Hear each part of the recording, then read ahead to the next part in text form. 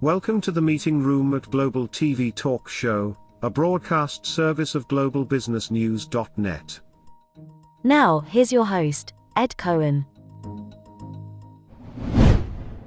This is Ed Cohen in San Diego, California, and today is 1 December, accelerating towards 22. So welcome to Global Business News TV talk shows. Global TV has been around since spring of 2020. We have produced, my team and I have produced almost 400 broadcasts, some better than others, and some shorter than others. This one is going to be great, the best, and it's also going to be really fun and educational. So I'm in San Diego, across from Seaport Village. We've had dense fog today, and I'm a little concerned because tomorrow at this time I have a 7 a.m. flight, my first business flight in almost 2 years. Whoa! And I hope it works. So I've got the protocols. I'm triple dosed, vaxxed, and ready to go. So we're going to introduce everybody here. There'll be some people joining us as we get through this program. This is number 5 in a series that has been created called Global Voices for Change, with the number 4, Global Voices for Change. So what the heck does that mean? So we're not really a do-gooder organization. We're extremely commercial, which means everybody's got an end game in this thing, all right? Very commercial. We make money by selling advertising. And because you guys are here, we're going to have advertisers buy into this program as we distribute it going forward across the next 12 months. More than 100,000 will see this program as a result of our distribution. And it could be a lot bigger if people forward the thing. So we're going to start.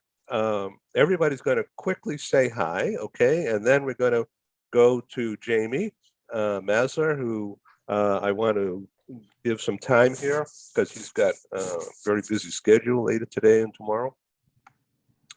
And he's been awarded recognition for his work in some charity stuff, which is really impressive.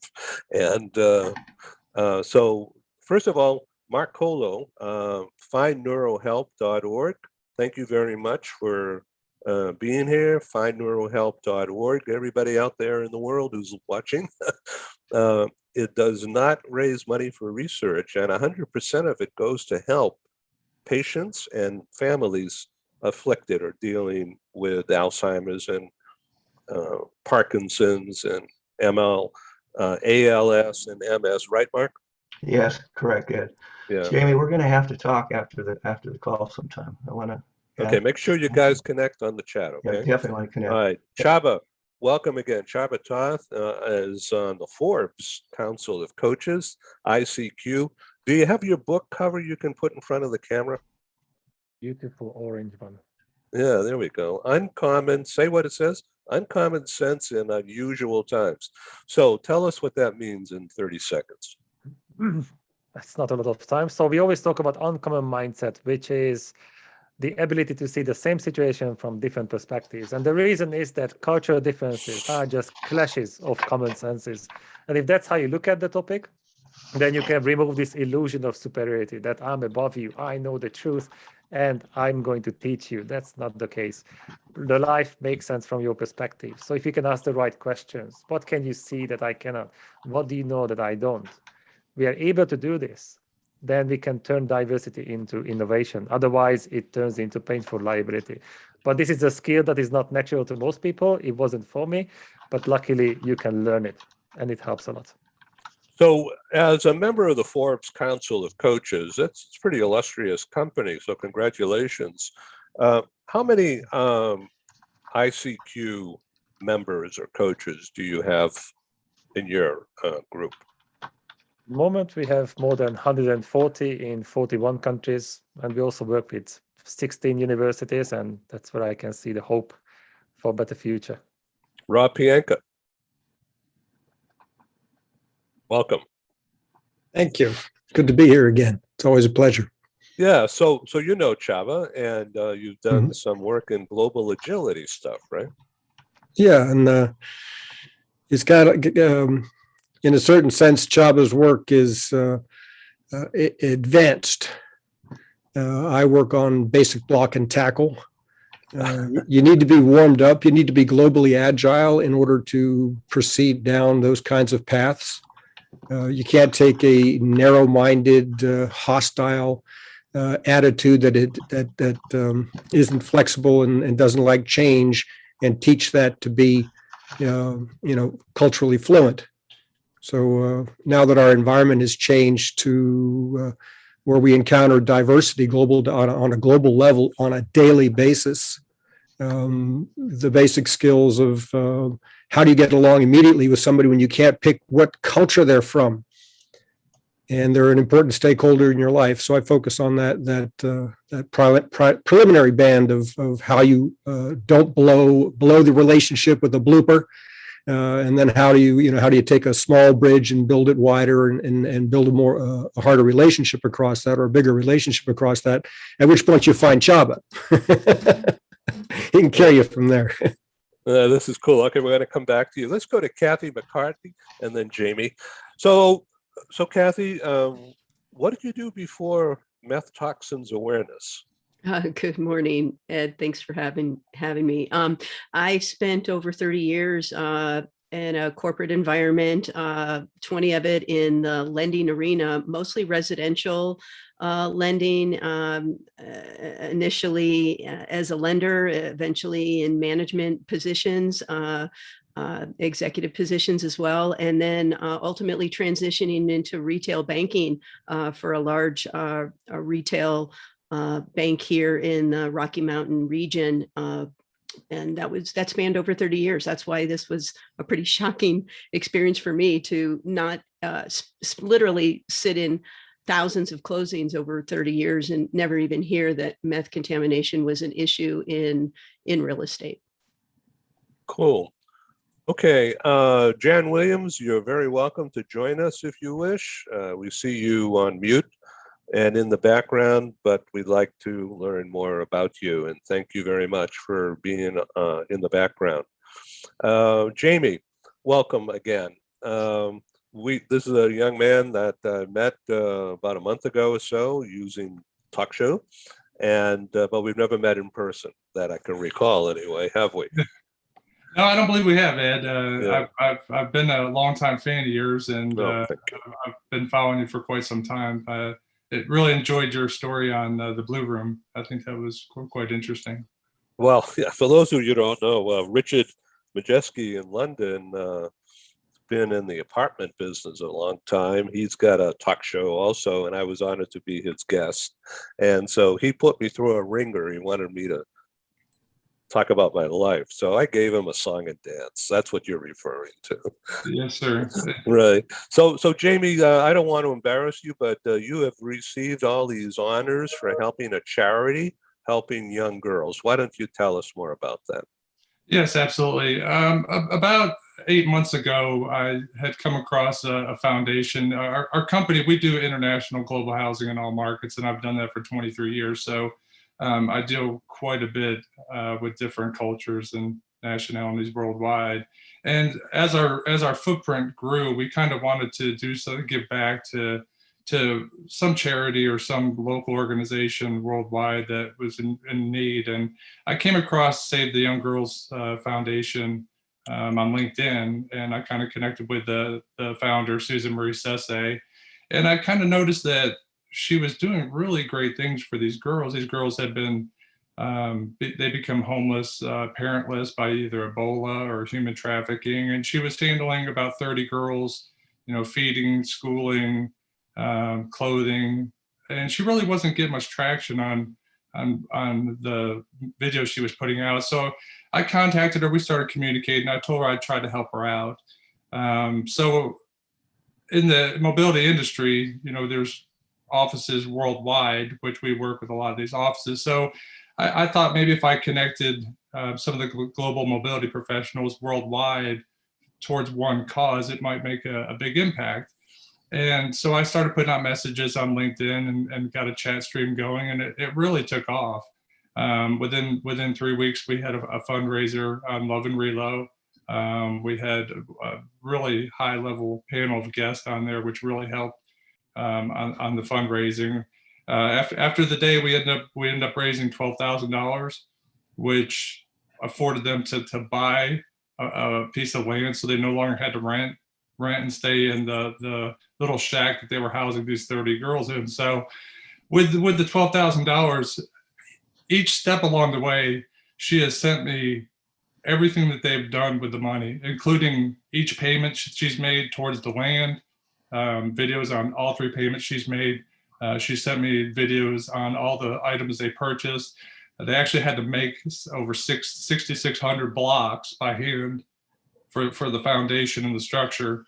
So after that had been going on, I kept everyone up to date on the progressions, and we were lucky enough to where I was awarded the Global Citizens Award by Cardis Relocation, which came with a prize towards a donation of another $3,000, which really helped them out. Now I know the cost of supplies has really gone up in the past couple of years, so they have a little bit of a shortfall on completing the actual structure, but they purchased the land, they've made the foundation, they've dug a well. So really all they want for Christmas, I had a live Zoom meeting with all the girls a couple weeks ago, asked if there's anything we could do for the girls. And really all they want to do is get the structure completed by early January, February, so that they can, live in their own, each bedroom will have a bathroom, so they won't have to share bathrooms. It's really a nice thing that they're doing. So that's kind of what we've been trying to project globally, is with our footprint growing is to help some organizations. I really want to see this through and help these girls to complete the structure so that they're independent. And what part of Africa is this? It's in Sierra Leone. As I followed these girls, they were so appreciative. Not once did they ever ask for money. And everything that was donated to them, a bag of grain really goes a long way. And you see the happiness in their eyes just to get some fresh fruit, some grain. They make their own clothes. They made their own school clothes. So it's really been interesting and educational on my part. So giving to them really has helped me tremendously as well. So I want to make sure you meet and are connected with our Firefly note taker, Carlton, who will join us when he can, because he's, I know, going to be super interested to meet you. And that'll become obvious when you guys meet. Let's go to Trent. Trent Roma. Trent has been on our show before, and we talked about his unique experience, but also in particular about the Seattle sports stadium. Would you mind sharing that story once again about the compost and the other, and your take on that, and how much that opened your eyes? Yeah, so thank you again for being part of this panel. Yeah, one of the adventures, I wrote this book called Finding Sustainability. Yep. And in the book, it details some of the travels that I did to try and figure out what our plastic bag manufacturing company could do to move in a more circular direction. And I'll talk about circular in a minute. But one of the trips that Ed mentioned was we went to Seattle as part of the Sustainable Packaging Coalition week-long conference. And we got an opportunity to tour CenturyLink Field in Seattle, which is the home of the Seattle Seahawks and the Seattle Sounders of the MLS. We walked into the stadium at 10 a.m. in the morning, the 10 of us with our tour guide, and we're the only ones really in the stadium. I think it's a 95,000 seat arena, something like that. Beautiful place. The first thing the tour guide said is there's two or three garbage bins in the entire facility. And we're like, what? How is that possible? So come to find out, they have recycle bins and they have compost bins. In a stadium, it's a closed loop. They give you everything. You can't walk in with anything, and anything they give you is from them. So if you go to the souvenir store or you go to the concession, they're giving you anything that you might dispose of. So at the end of the event, they take the recyclables and they go to a recycling center. They take the compostables, and in Seattle, composting is ingrained in the culture. Outside of the Seattle city limits is Cedar Grove composting. They compost the waste. They sell the compost to farmers. Farmers grow potatoes, and the Seattle CenturyLink field will buy potatoes to make French fries. So it's not perfect, but and there's a lot of holes in the system, but that circularity is really what we're trying to do, whether it be compostable packaging or recycling packaging. What we're trying to do is make products from existing or renewable sources. And then at the end of life, we don't want them to go to incineration. We don't want them to go to landfills. We don't want them to end up in the natural environment. We want them to have value so we can just keep using, and get away from virgin materials and reuse what we already have. So that experience really cemented what the circular economy is really all about and what we're trying to do here in our facility. Anybody got a question or a comment? So, Chava, this sounds like it's a perfect lead for you for getting this guy to be a coach. I was curious how you would link this to that, but it's not easy. It's definitely a different way of looking at things. And like you said in the beginning, that change is inevitable. And evolution doesn't really care about the heads in the sand. And yes, we can try to ignore it, but for how long? And when we do that, then the gap between us and the world is getting bigger. And it's just getting bigger and bigger until we get to the breaking point and you don't have option. So my logic is that I would rather walk today so I don't have to run tomorrow. But the problem is that when you talk about transformation and change, then most people think, oh, that's bad, because that also implies that you're not good enough.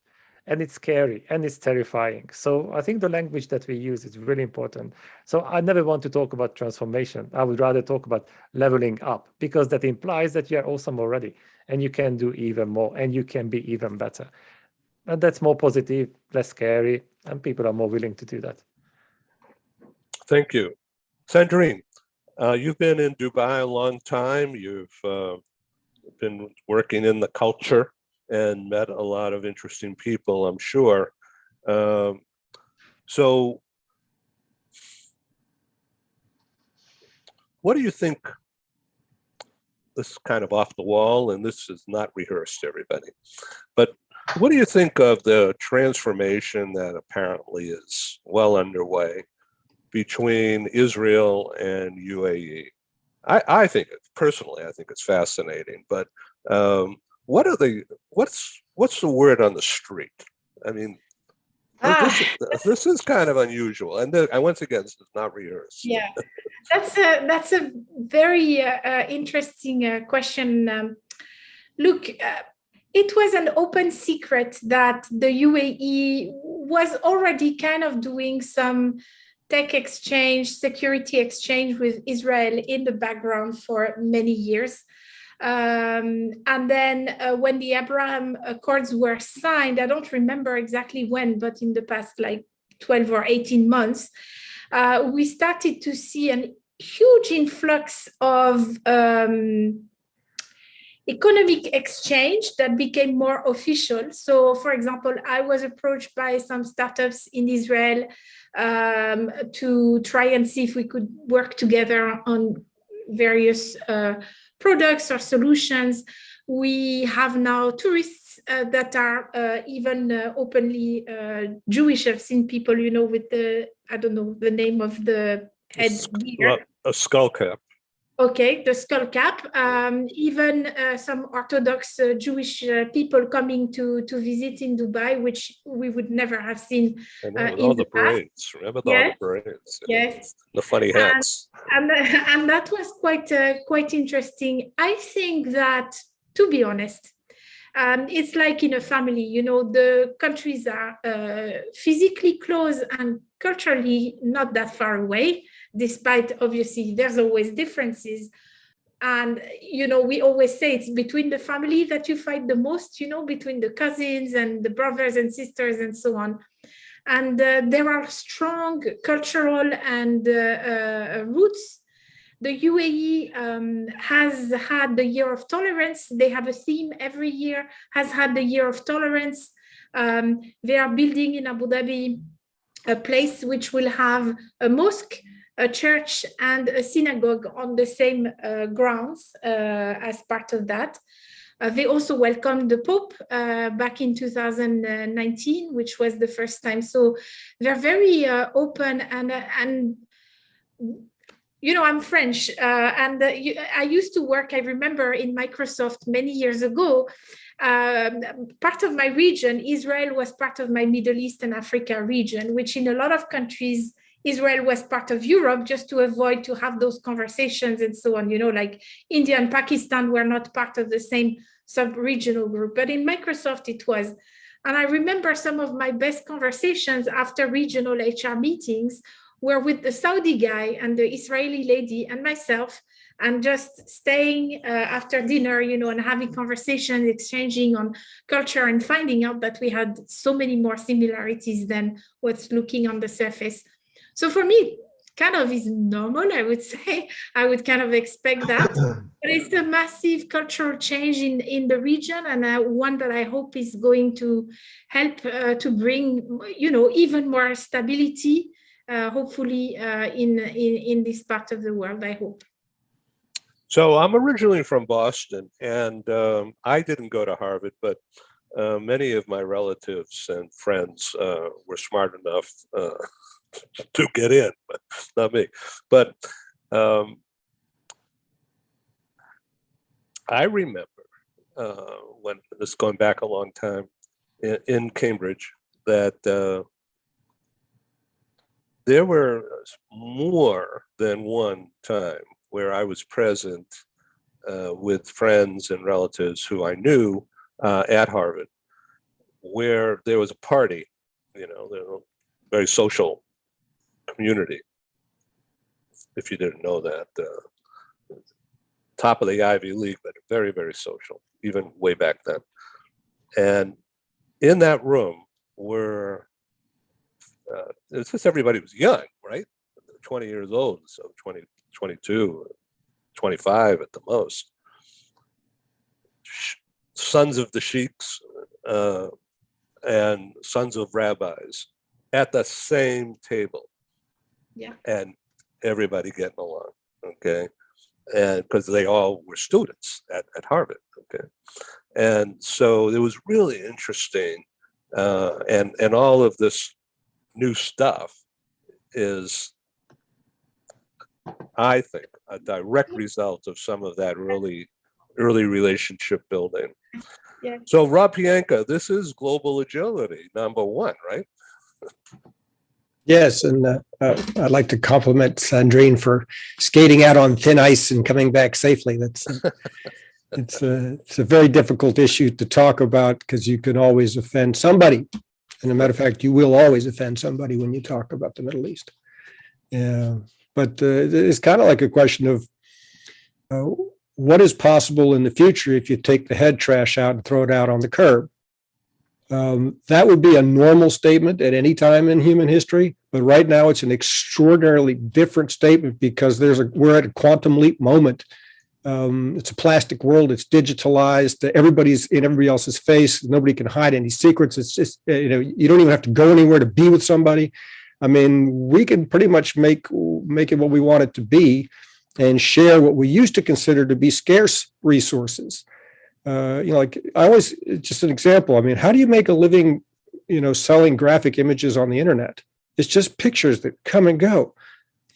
That's not even tangible, right? Well, there's not much tangible left, right? The financial economy, the digital economy, the visual economy, the education economy, the communication economy, the entertainment economy dwarfs the industrial and the agricultural economy. We're living in the future already. And there's room for everybody, right? Kind of a great thing. Yeah. So, Let's welcome Stephen Howard, Caliente Hey, Stephen. He's based in Mexico City, longtime friend of this broadcast. Stephen, welcome. Thank you. I'm glad to be able to join everybody. So we're talking about, and everyone's going to get to introduce themselves again real quick, just for the benefit of our total audience, not just for you. But everybody needs to learn that Stephen Howard is the author of 21 and a half books and all about leadership in business. So what he's figured out is a system, an engineering approach to writing books. Do you want to share some secrets here? Well, only a couple, because I usually charge for that, but no, I'll go ahead and share. I partly because I grew up in Las Vegas, and this is just for nonfiction writers. I look at a deck of cards, 52 cards deck. So there's 4 suites. And so I think every nonfiction book should have 4 key themes. And then under those 4 key themes would be your Jack, Queen, King, and Ace. So 4 key messages that support each of those. And then the rest of the card deck is all your bullet points, everything you want to. So basically think about a 4x4 matrix, 4 key themes, and then 4 key supporting messages. That's 16 chapters. Now that's how I start a book. It never finishes that way. Things get moved around. Sometimes it ends up 14 chapters. Sometimes it ends up 17 chapters. So that's the structured approach for me and the people I coach on writing nonfiction books, personal development, professional development book. That's how I get them started, to get everything down in that structured format. So yeah, that's the secret sauce. Okay, Stephen, I want you to meet Trent Roma, who wrote a book. Hello, Trent. Trent, this is Stephen. Hi, Stephen. I wish I had your advice about 2.5 years ago, because when I first did my manuscript and I sent it off to an editor, she sent it back to me and she said, "You wrote a very good academic paper." I had like 105 footnotes, and she said, "No one's going to read this." And she said, "You've told me what everybody else thinks, but I have no idea what you think. And that's what the audience wants to know." So I said, "So I have to rewrite like 20% of it?" She said, "No, more like 80% of it." So the process, knowing that there is a process, is very helpful for sure. So thank you for that advice. It works for me. If Chava's written a book, he probably has his own process. I think everyone has. But what I do is I help people who haven't written before, help them structure things. I have Mark's one of the ones, Mark Cole, I've helped him structure his book using the same methodology and brought his book to life earlier this year, if I recall. Is that right, Mark? Yeah, but I think probably, Steve, you probably would have thrown out 100% of my writing. No. This But no, is he's great. very good at what he does. I have to say that. He's very good, very organized. Okay, let's go to Sandrine Bardot, compensationinsider.com. Meet Stephen. Yes. Hi, Stephen. We've met already in your show. Yeah, we have. It's been very nice, actually. Very interesting. So what's your next book, Sandrine? So I've had plans for books. So my challenge is that I have too many ideas and I don't follow through.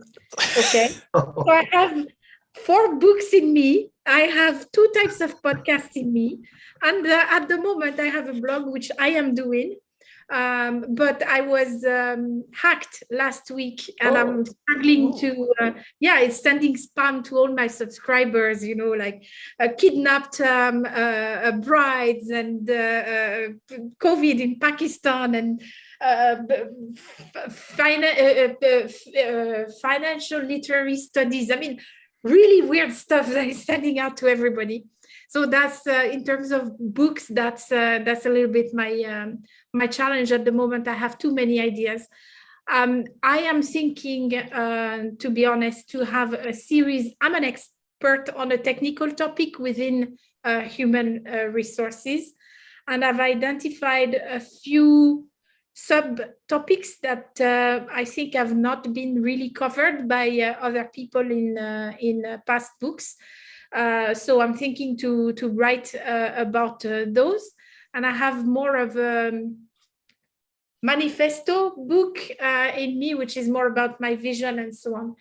But I just, if I may hijack a little bit, I wanted to make a quick comment on what Jamie and Trent have talked about, and I think that's really important. I'm going to bring it back to my expertise, which is the human resources side.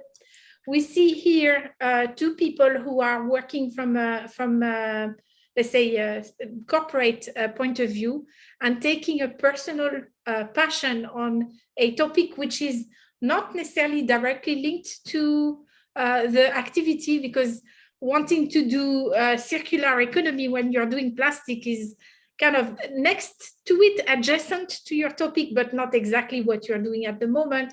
Or taking your passion for helping a not-for-profit or even an individual who is helping others, bringing you to gain an award. I think those topics of sustainability, of let's say global citizenships, are being recognized by more and more organizations as being fundamental to the way that we need to act as companies, but also what our employees are looking for. Like they want to work for a company where they feel that they are part of helping make the world a better place. And I think nowadays, in this time of division, and we've seen with COVID, there was a huge amount of everybody going in the same direction in the beginning, clapping for the nurses, clapping for the grocery workers and the delivery people and so on. And then all of a sudden it became very divided, with the people who supported vaccines, people who are anti-vaccines and so on. And I think it's important that as organizations, we continue to bring this kind of vision towards something more positive, where everybody can feel they can get affiliated on a personal level and bring some positive back into their own life. So it's good for the business, it's good for everybody. And so I just wanted to say, to commend you and say thank you. That's all. So we need to bring in Kathy McCarthy here. So is there a book in your future? I've been told there might be a movie from others, but I mentioned before we got on the call that I was traveling to Arizona later today, and it's actually to collaborate and work on the design and implementation of a magazine publication with experts and whatnot. My story is where Breaking Bad collides with me channeling my Aaron Brockovich, and so there's a lot of opportunity to bring experts of many areas of law enforcement, legislators, wellness, safety advocates, people who serve the meth contamination and toxin spaces in general, along with some of the people like that are on this call in corporate housing, in academic housing, multi-unit housing, as well as residential and commercial real estate. And that's what's really been the aha. So as I navigate into these next chapters, yes, there may absolutely be a book in my future, and hearing those pearls of wisdom from Stephen, first and foremost, has been very helpful for me. Thank you. Let's go to Sarah Marissa. So Sarah, you and I have known each other a long time. So now these days, are you still helping relocate people to the Meta? M-E-T-A. Oh, to the Meta. Oh, Lord. Yes. Actually, yes. Sorry. You caught me off guard. Yeah, the metaverse. That was the idea. Yeah, such an interesting place that it's becoming. And I just saw, too, that there's a cryptocurrency called Decentraland, and they've just sold like a $2-point-something million real estate space within the virtual world. There's so much going on.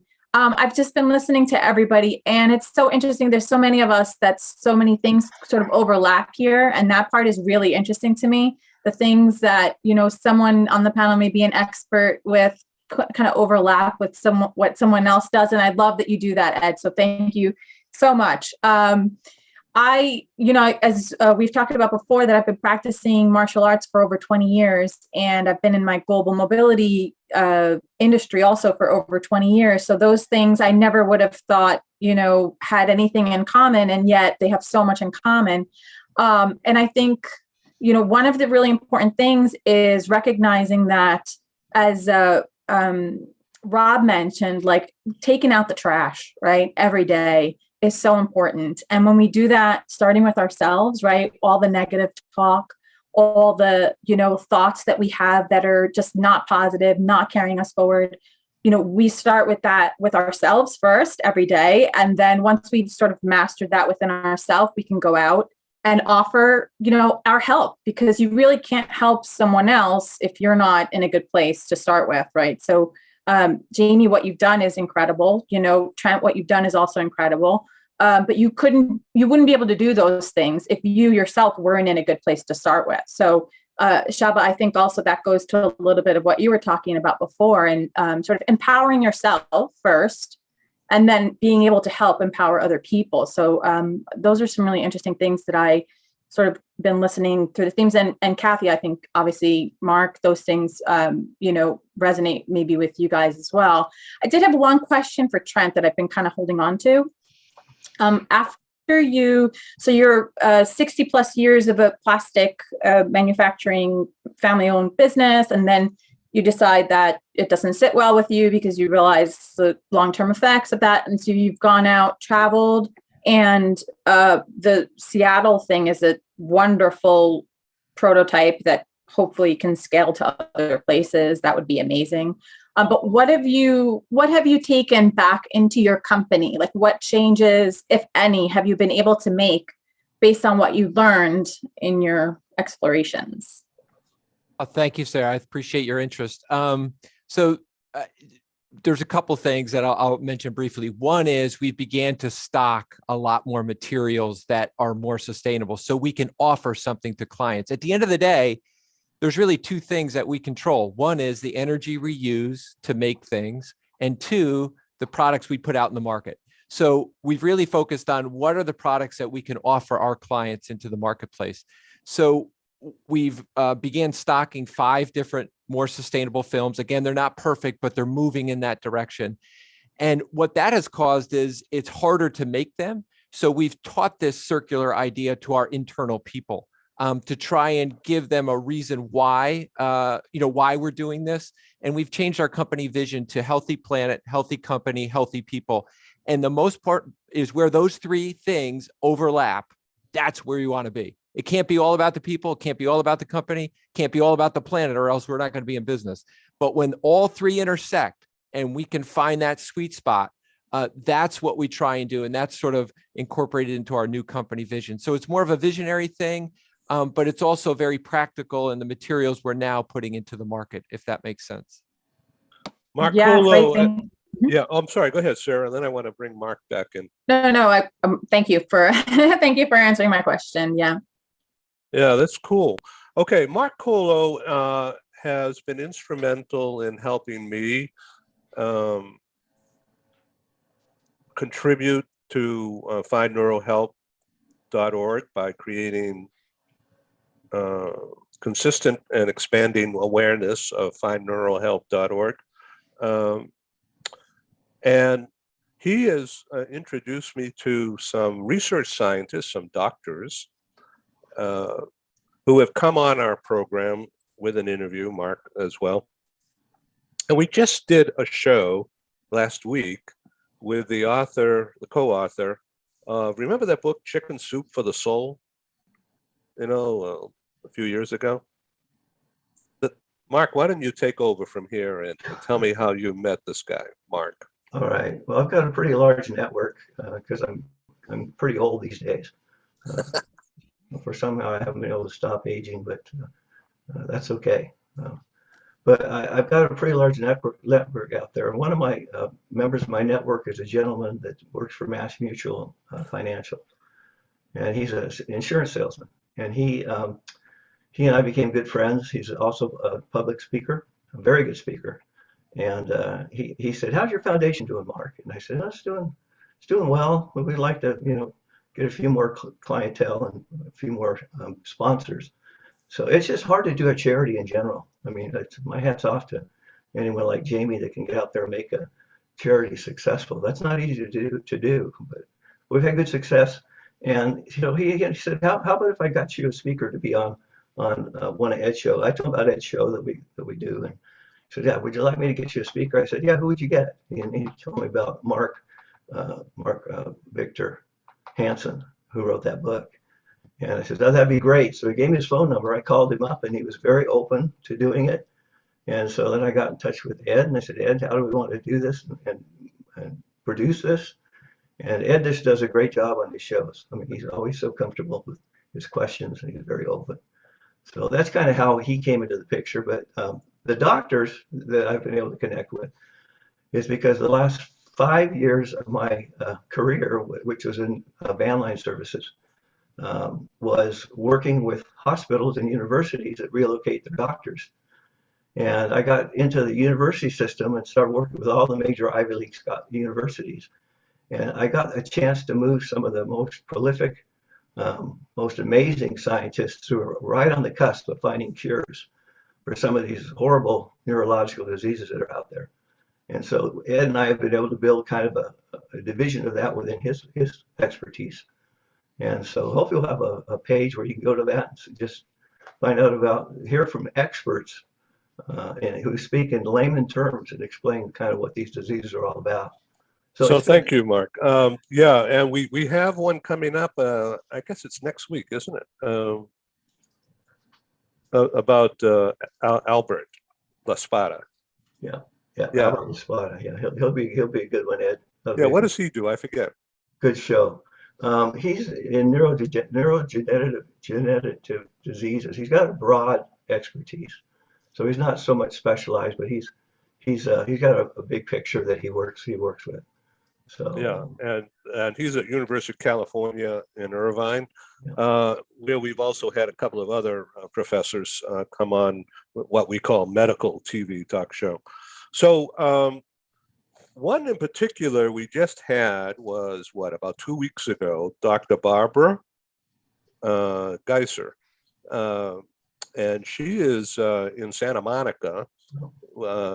And her specialty is MS, multiple sclerosis.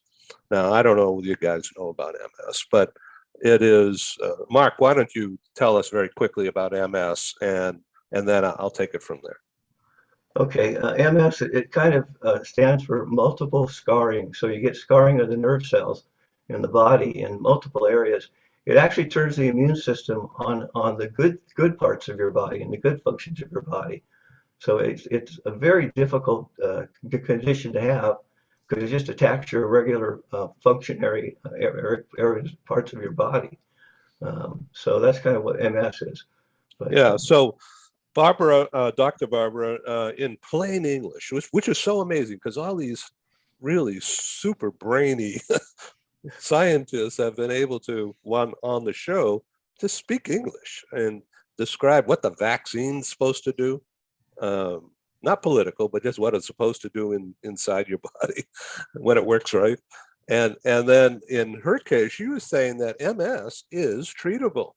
You can't cure it, but you can control it because of medicines, right?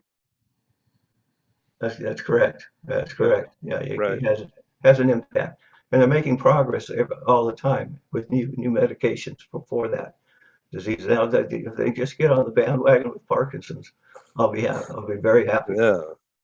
So that we had Dr. Howard Fedorov, who's a world-renowned scientist in that research, still going on. He's in New York or Boston now? Where did he go? He's moved to New York. Yeah. He's moved around a lot. He's been involved with about 3 or 4 startup companies. He was the former CEO of UC Irvine Health, which UC Irvine is the largest employer in Orange County. People don't know that. It's a huge university. They have 2 medical centers. They have a pharmaceutical department, huge medical university. And he was a CEO for about 3 years. And then he left and went off to do a few more startups. But he's in New York right now. He has 3 patents for possible cures for Parkinson's. Oh, that's amazing. So he's a busy guy. But we also recently had, about a month ago, Dr. Ilham Masoudi, who at the time when we did the show, she was professor of immunology at UCI. And we had her on the show, and I fired some questions at her.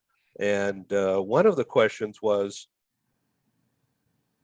how does this vaccine for COVID work. And why is this such a problem with some people? So we didn't get into politics. It's all about medicine. So she was describing this, and I'm just going to paraphrase real quick. And I've got all the programs available. I'll send them all in one email. We'll have separate links within them. All of you will get it free. So she says, if you picture the old thing, Pac-Man, remember the thing that Pac-Man ate up other things? That's what it's designed to do. The scientists, the research scientists, actually designed the vaccine to, once it's injected and it works okay, it's supposed to go through the body and put up like a fence against the bad guys, okay? And when it finds a bad guy in the system, it's supposed to eat it up, right? And that's how it's supposed to work. So she explained all of that in great detail in plain English, and it's fantastic. We've been getting a lot of hits. I mean, we're not talking million hits here, but one of the more consistent programs receiving more than 100 hits a day. Not all of them have any hits. But some of them are good. And I think this will be one of them because of the practicality of what we're talking about and the interest level. So I want to ask once again, Carlton Hoskins and Heather Miller and Jan Williams to come forward. You can use audio. You don't have to go on camera. Introduce yourselves or use the chat so everyone can know who you are and you can know who everybody else is. Let's go back to Jamie. Your primary day job is what? Corporate housing, right? Yes, I handle international corporate housing and all of our government accounts. Right. And so is there a surge happening right now, or is it sort of on hold until like February? It's the industry's still going fairly strong. From the ERC in Chicago and all the RMCs that I spoke with, everyone kind of indicated that the flow would go into early first quarter, hold up for a couple months, and then restart back with the regular reload season, probably like in April. But right now, internationally, we're still going strong. Interesting. Good. Hi, this is Ed, and I thank you for tuning in to Global TV Talk Show, a unit on globalbusinessnews.net. We broadcast to the world, as you know by now. So I wanted to make sure that you understand that our programs are advertising supported. We're grateful for co-sponsors, advertisers. They have a marketing budget coupled with a strong desire to be associated with our top quality program. And of course, I'm grateful. Thank you.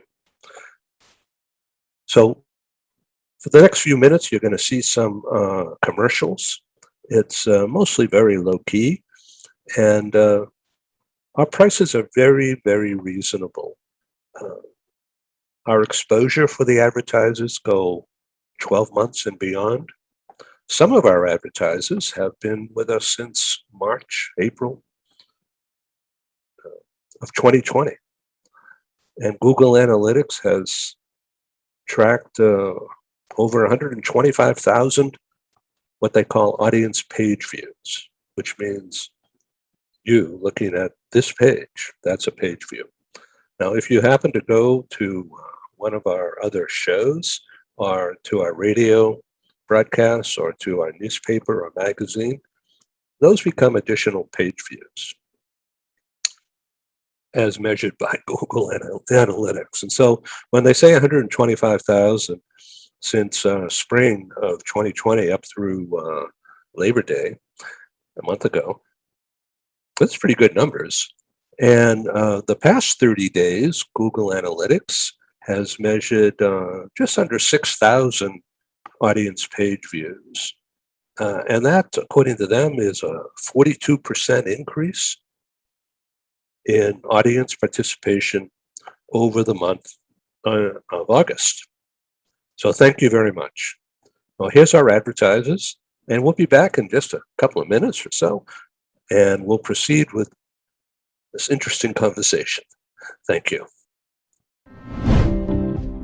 This episode from the meeting room of Global TV Talk Show is brought to you by The Bridge School, the accredited international online private school of choice at bridgek12.org. Porch Light Rental and Destination Services. Reduce your renter lump sum or managed relocation costs.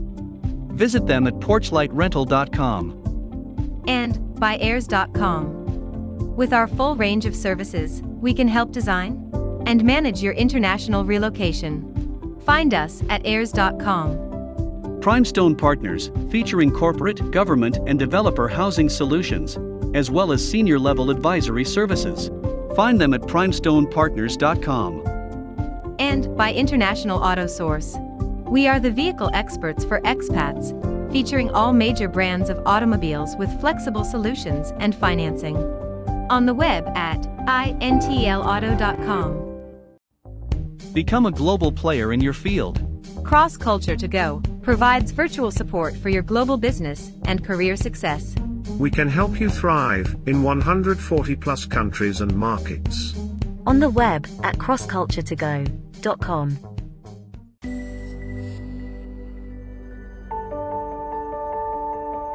Something that's really neat is that the Bridge School partners with various organizations to provide learning for their students.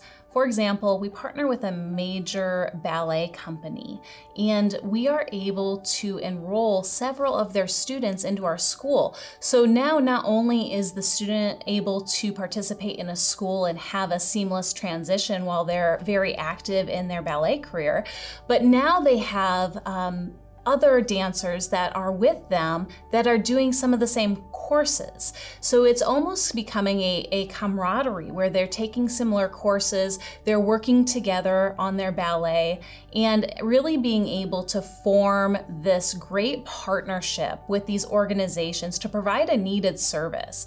A lot of times there are student athletes who will spend hours and hours at the gym or at the basketball courts, wherever it is. And if they're attending a traditional school, they're in school from 8 to 3. They get a quick snack, and then they're at the gym for 3 to 4 hours in the evening.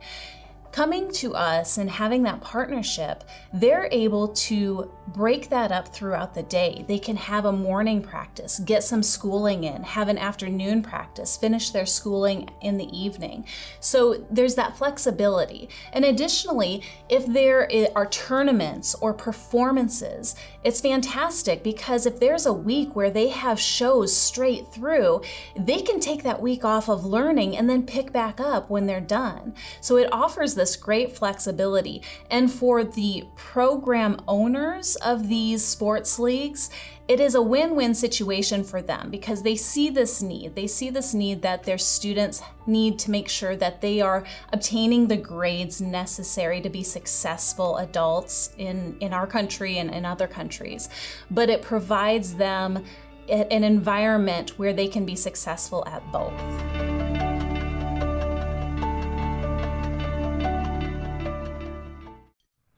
Hi, I'm Sergey Gorbatov.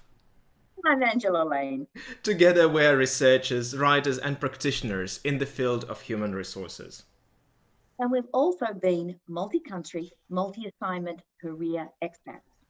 We owe our professional development and growth to a very large extent to the international assignment opportunities that we have had.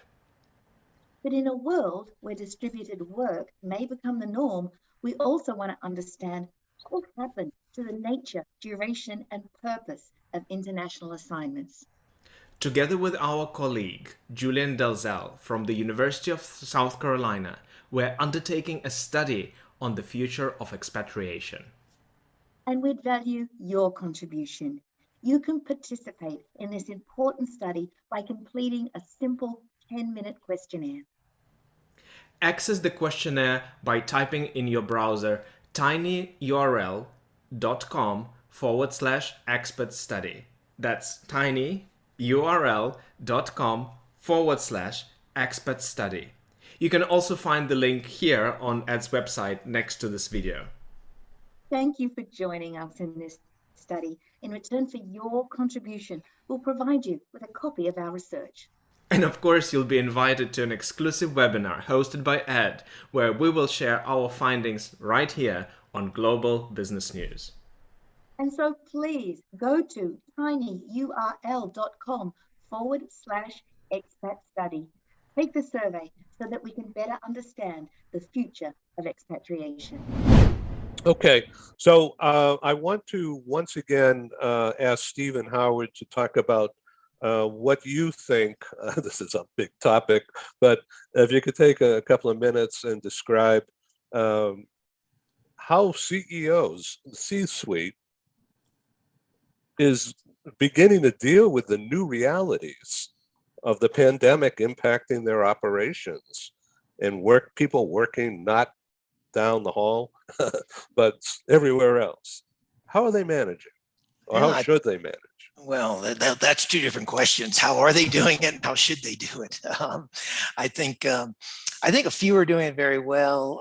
There's just a lot of hesitancy out there. I would suggest to everybody that one of the key skills that any leader needs to have today and for the foreseeable future is the ability to deal with ambiguity. And that's not a human trait. Humans, we like to know what's happening. We like to certainty, and ambiguity is just drives us nuts. But that's the world we're going to live in. I mean, if you talked 2 weeks ago, a lot of people thought there was a light at the end of the tunnel. It was not an oncoming train. And then this Omicron or however you pronounce it, variant has suddenly surfaced over the holiday weekend. And now everyone's starting to panic again and not sure what they should be doing. And unfortunately, it's not a fight or flight situation. I'm seeing too many leaders are freezing and they're not making a decision. So I think it's going to be a difficult situation, but I think we have to learn how to deal with ambiguity. And then the second half, to answer your question, the organizations have been evaluating leaders for years on their ability to execute a plan. So it's all about execution. I would suggest that going forward, organizations need to figure out how to evaluate leaders on their ability to create multiple plans, A, B, C, and D, pivot when necessary. And that may not be sequential. It may be going from A to C, but having the ability, the agility to lead their teams quickly, pivot quickly when things change. And so it's not so much executing to one plan as it is creating multiple options, multiple plans, and having the flexibility to be willing to say, hey, you know what, we are wrong. We are wrong, and we're going to change plans because the world has changed. So those are the two things I would suggest. Not just CEOs, but everyone who's in a leadership position, even if you're a supervisor or a team leader, those are going to be the skills you need to be successful going forward. Man, if I had cheerleader pom-poms, I would be waving those right now. I mean, you really hit it on the head, Steve. I was like, my first thought was be like water, my friend, take it back to an old school martial art, but it's got to be like that. And I think last program, I mentioned something like that. It's more like a flow chart situation, if this, then that, because like you said, we all thought that we'd be in the clear by now. And now here comes this other variant that rears its head. And I think everybody was preparing to let's move forward to what we're doing now. And that's not going to work. Like, you're going to need to set up going back to what you just said, Ed, about parallel universes. Like, you're going to have multiple levels in which people can function, and whether that they layer on top of each other or whether they, again, layer or whatever that is. But you're right. It's got to be more of a multiple plan. And be creative, people underestimate the power of creativity. You got to be able to think up creative solutions. So that's awesome, Stephen. Yeah. Waving my cheerleader pom-poms here. Well, using your martial arts analogy, I mean, I was chairman of a Taekwondo association in Australia for several years, and Taekwondo is kind of you have a strategy, you go execute it, you kind of figure out what your opponent weakness is and or what your strength is, you leverage it. I think if I understand it correctly, I believe jujitsu is the martial arts where it's more you react to the other person. And I think we need to go from taekwondo experts to jujitsu experts. Yeah, we've got both. You know, when you get up there in levels, you learn how to swerve, you learn how to fall, you learn how to get back up, you learn a whole lot of things. You learn how to redirect people's energy. And so absolutely the analogies will abound for sure. Yeah. So Rob Pianka, you're Mr. Agility. So we're talking agility, right? Yeah, but first and foremost, go back to my we've been through this before. My father was a Middle East expert for the U.S. Army, so Middle East, intelligence, military intelligence is something that I have in my background. Not that I've ever done it, but you got to look at your enemy, and the enemy controls a lot of stuff. I would say that 95% of what you hear are people who haven't confronted the actual phenomena. And the phenomena is quite scary. And it robs you of choices. And as soon as you figure that out, you can start fighting back. But until you figure that out, you can't really react effectively to it. And most of the actions that you see are ineffective. For instance, it's a pandemic, all, demos, people. It's a pandemic. You can't beat it by curing it for one population, period. It's not possible. So don't even, might as well just sit down.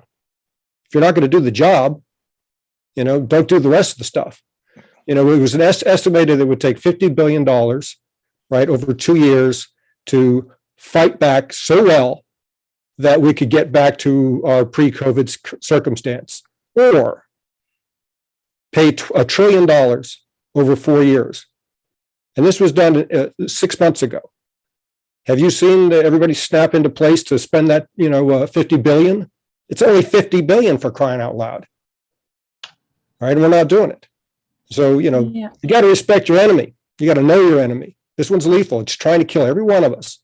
If it was visible, if it was a cloud of little pink spikes floating around our heads, we'd get it. But the fact that we can ignore it because we can't see it is going to cost us a decade of economic disruption. I'm sorry, we can't afford that. We got to do something about this. Mobilize. Everybody wants to sit on their hands and do this with the one hand tied. It's a fight to the death. We got to mobilize. What if it got really, really worse? Shaba, you said before, I want to run now so I don't have to, what is it? I want to walk now so I don't have to run later. Is that what you said earlier?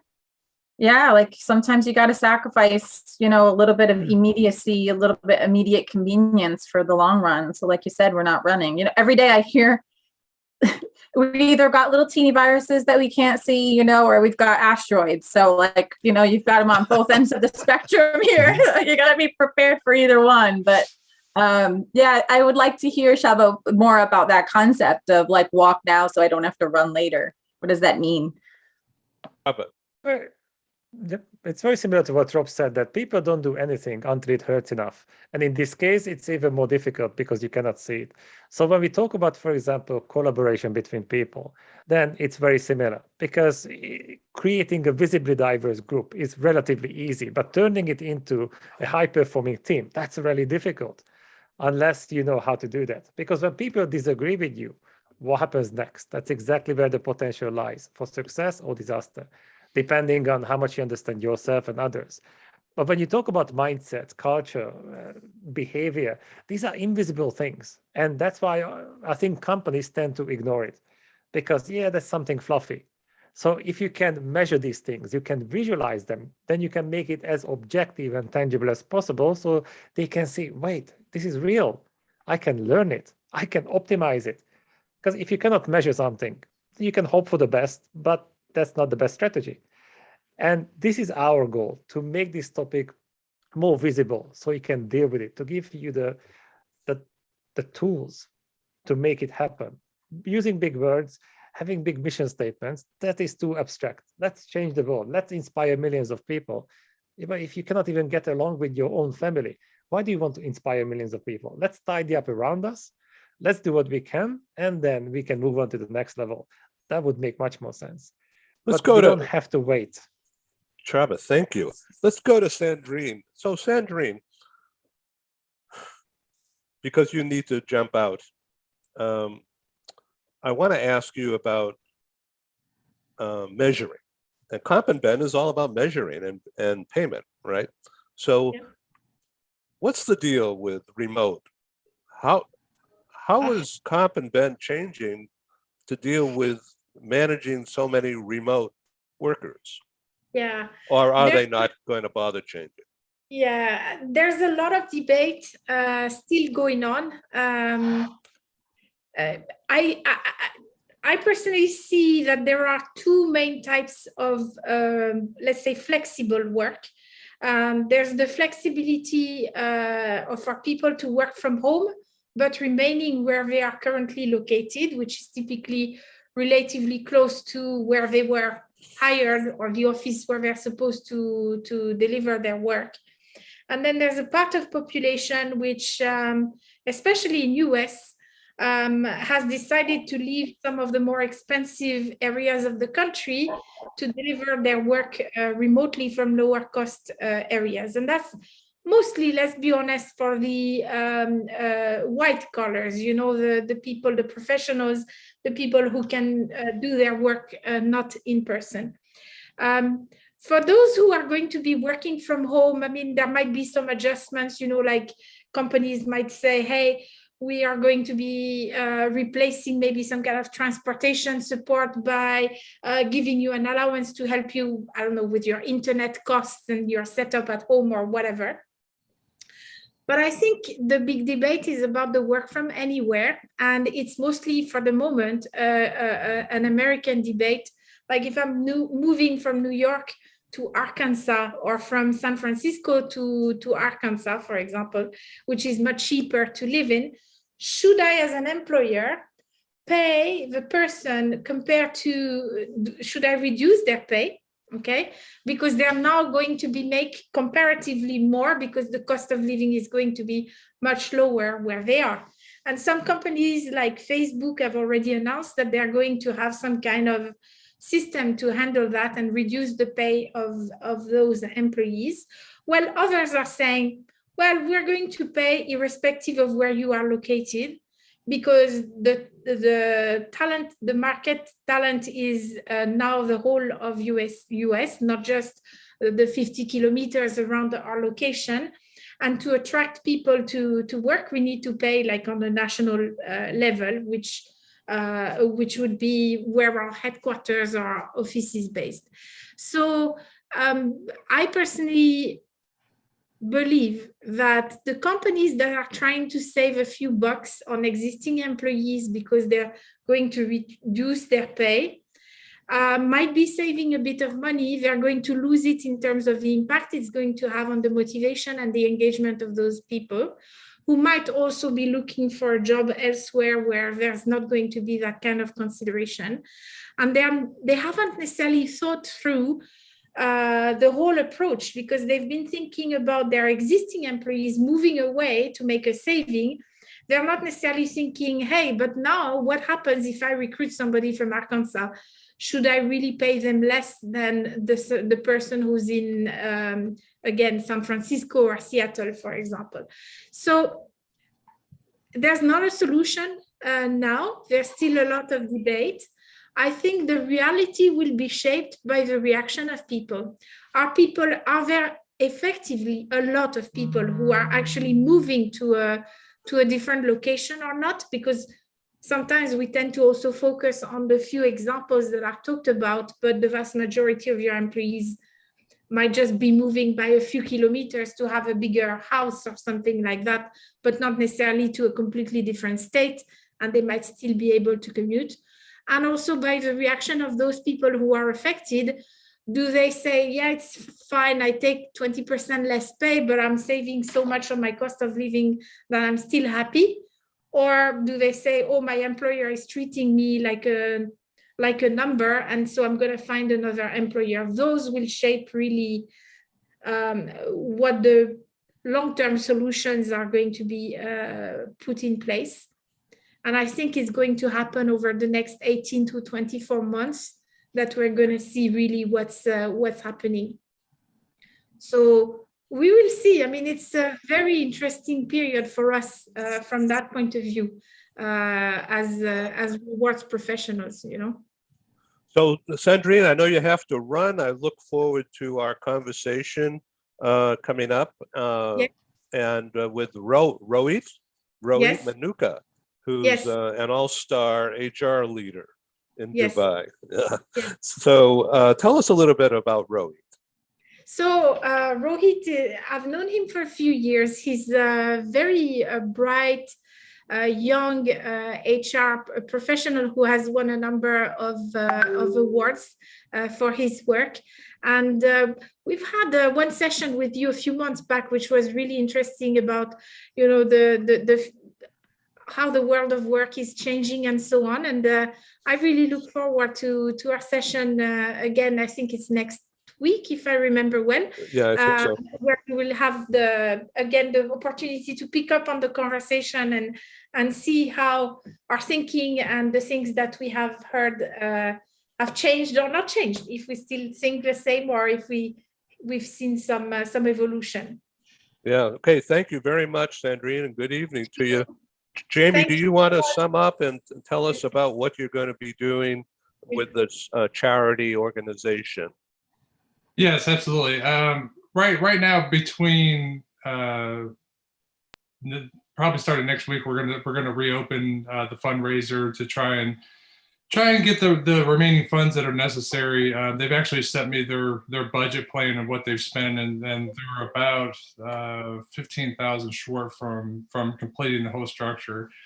So as I said, I kind of want to follow this all the way through to completion. So I'll be marketing and sending out information on another fundraiser to see if we can complete that goal by early January or February and get these girls a completed residence.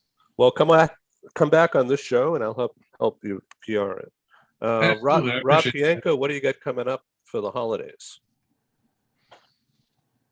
Well, just family and staying close, like tidying it up around me, like Chaba said. Kids coming in from California, you know, cool. Continue to work, but try to make it more enjoyable, productive work for the holidays, right? And fit it in the day. You know, we have opportunities to kind of refashion a work-life balance.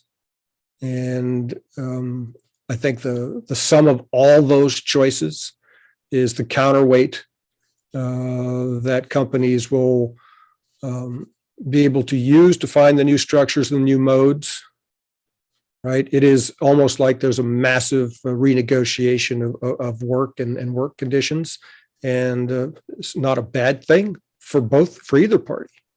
You know, I like the fact that meaning is being insisted upon by people who are, you know, spending, you know, the large majority of their waking hours on something. The fact that they won't do something that is deadening or defeats their purposes. And there's a lot of concerns in the world today that people feel personally because they are global and personal at the same time. A wonderful threshold.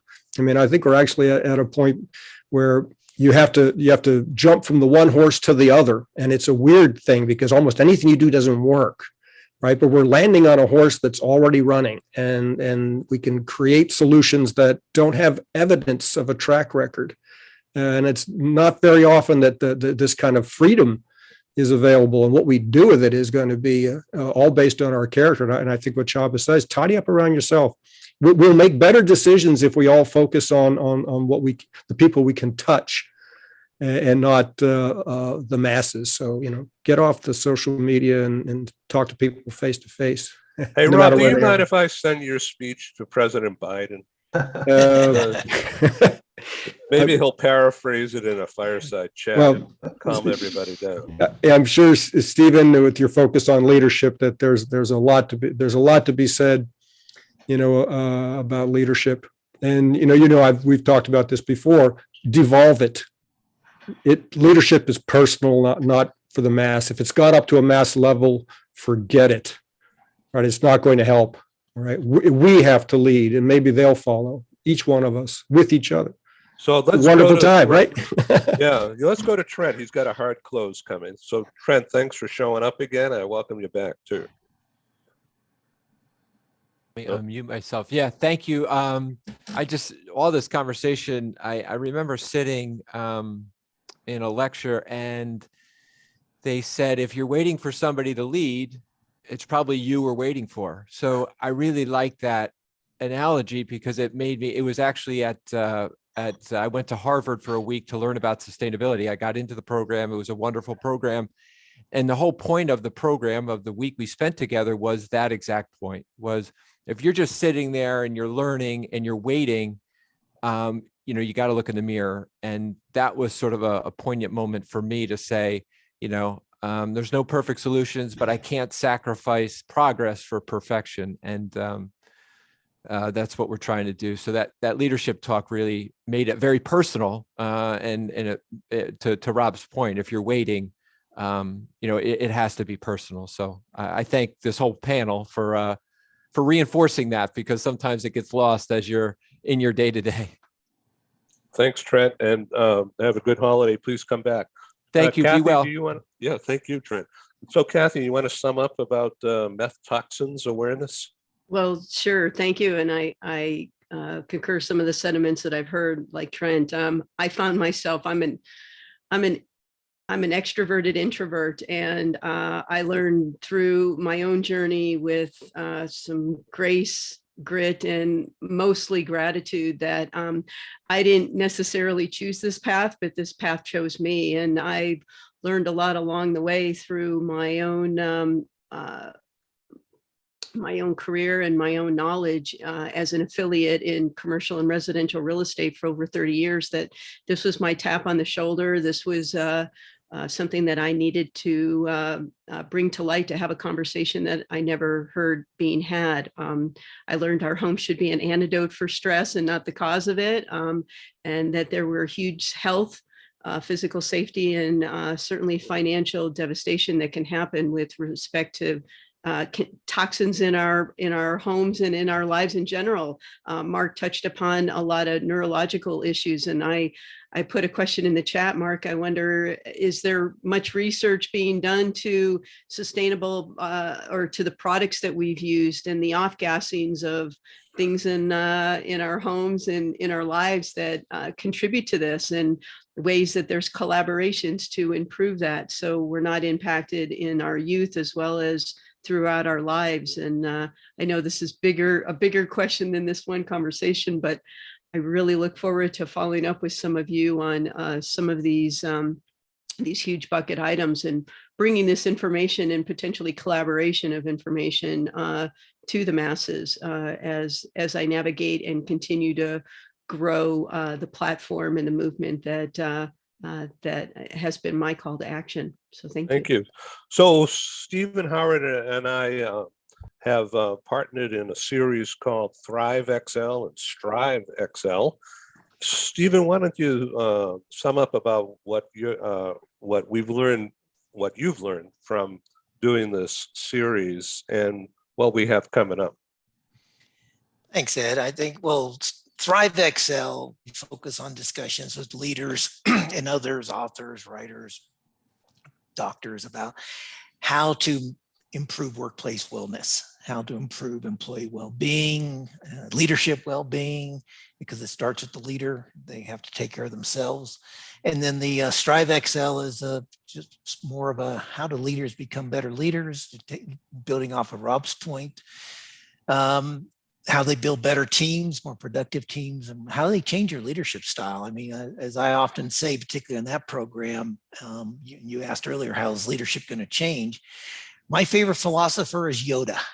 And Yoda says we have to unlearn what we have learned. And I would suggest that leaders really need to unlearn, particularly those of us who are over 45 years of age. We've been doing leadership one way for 15, 20 years, and it ain't going to work anymore. It has to change. The workforce has changed, the needs have changed. And so we have to unlearn what we've learned about leadership and learn some new leadership skills. And And so I think that's key to it.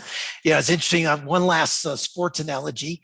So going from martial arts, I would suggest leaders also need to, it's kind of like being a good skier, which I'm not. I don't ski. I don't like cold weather. But when you're skiing, particularly downhill or even cross country, you have to change your balance depending on the terrain. You have to change the angle of your skis. It goes back to Rob's talking about agility. And that's where we're going to be as leaders. And the last comment I'll make is that leaders are going to have to really walk the talk. I mean, if you have a policy in your building that, only 4 people in an elevator, and you're the leader and you're getting on the 3rd floor because you've got a meeting on the 10th floor and there's already 4 people in there, you damn well better wait till the next elevator. You can't just walk in, well, those rules don't apply to me anymore. And because people are going to be so sensitive to the way leaders are behaving these days. So that's final comment. Thanks. Chaba, why don't you sum up from your view? It was really interesting to listen to everyone. And I think the main theme was that we have to humanize and futurize the organizations. And everything is based on the people. Because it doesn't really matter how smart people are. If they cannot get along with themselves and others, nothing is going to happen. The project is going to fail. There's going to be frustration. And if they are unhappy at work, they are going to take it home and they are going to agitate their own family as well. So if you focus on leadership, it doesn't necessarily mean that you have to lead a lot of people, but first learn how to lead yourself before you try to manage other people. And this is what most people want to skip because there's nothing wrong with me. Obviously, I've got common sense. And if you don't have it, then you're not too smart. So why would I talk to you? I have to teach you how to be normal. That's not the right attitude.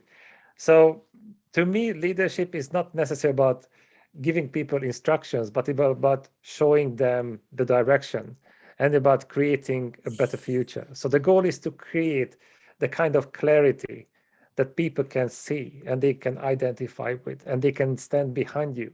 Because that's what I noticed in the leadership field and also in the coaching industry as well, that a lot of people get there for the wrong reasons. Because, I want to be admired. I want to be a guru. But if nobody's following you, you're not a guru, you're not a leader. That's not ideal. So we have to step up. And like Stephen said, we have to practice what we preach. That makes you credible, your story and your integrity. So Marcolo, I hope you take some tips from Sarah about Taekwondo and making Parkinson's go away. Well, I'm not too into Taekwondo. I've never had a class. I'm sure there's a great fit for it. And Stephen, I used to snow ski. I used to play all sports. I was pretty good at all sports. My preferred sport has always been surfing. I grew up as a Southern California surfer, and you learn by surfing that you rarely ever have control. The wave can close out on you, and your ride's over. But the wave can shape in different shapes, and as a surfer, you can adjust to it and the agility of it. So that's my favorite analogy of surfing. Kathy, you had a huge question. It was open. It was just an enormous question. And I didn't quite know how to approach it, but I do believe that the things that we take into our minds and into our stomachs have a great deal about how we feel inside, and a great impact on toxins. I've been thinking a lot about that lately. There's a book called The Brain Maker, and it talks about how when you eat certain foods that aren't good for you, it creates certain bad bacteria that can get into your blood system and then can even affect your mind and your brain. So it's called The Brain Maker. It's a great book. Very, very interesting. Leadership, that's kind of what the theme was, I think, of the whole call today. And I think that from my vantage point, since I worked in an industry that was almost entirely mom and pop organizations, there's such a tremendous range of quality companies that are about to go bankrupt, and everything in between. They're all different.